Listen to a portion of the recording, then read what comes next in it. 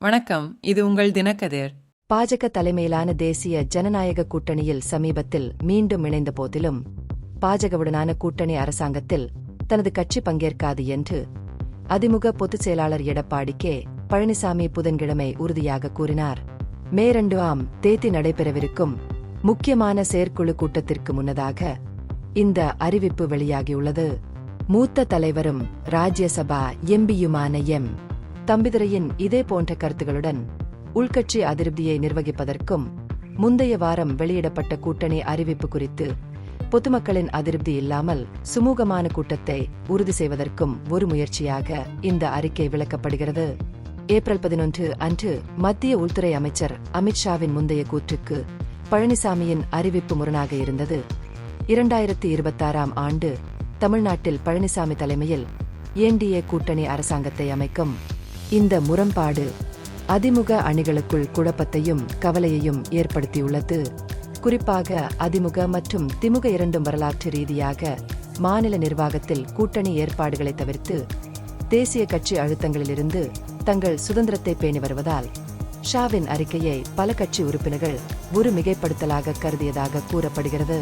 புதுப்பிக்கப்பட்ட கூட்டணி குறித்து அதிமுகவிற்குள் குறிப்பாக அது இறுதி செய்யப்பட்ட விதம் காரணமாக அமைதியின்மை காணப்பட்டது.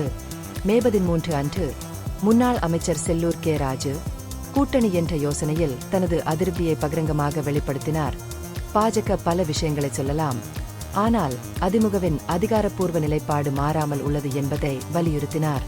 கூட்டணியை, குறிப்பாக கூட்டணி அரசாங்கத்தின் பரிந்துரையை ஒரு குறிப்பிடத்தக்க சமரசமாக கருதும் கட்சியின் சில பிரிவுகளுக்குள் உள்ள பரந்த அதிருப்தியை அவரது கருத்துக்கள் பிரதிபலிக்கின்றன.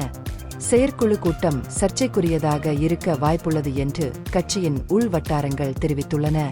கூட்டணி இறுதி செய்யப்படுவதற்கு முன்பு மாவட்ட செயலாளர்கள், எம்எல்ஏக்கள் மற்றும் எம்பிக்கள் உட்பட பல தலைவர்களிடம் கலந்தாலோசிக்கப்படவில்லை என்று கூறப்படுகிறது. தேர்ந்தெடுக்கப்பட்ட சில மூத்த தலைவர்களுக்கு மட்டுமே தகவல் தெரிவிக்கப்பட்டது. இது பரந்த தலைமையின் மத்தியில் விரக்தியை ஏற்படுத்தியது.